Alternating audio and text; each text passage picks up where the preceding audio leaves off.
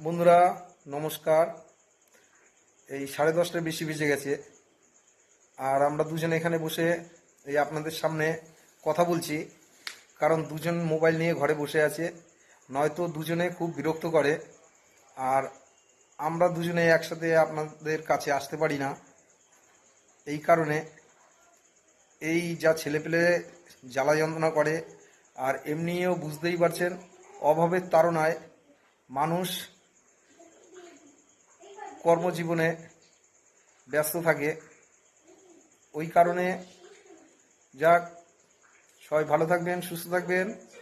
রাত অনেক হয়ে গেছে, তাড়াতাড়ি সবাই ঘুমিয়ে পড়েন, 11টা বেজে গেছে। নমস্কার, সবাই ভালো থাকবেন, সুস্থ থাকবেন। টাটা টাটা দিতে।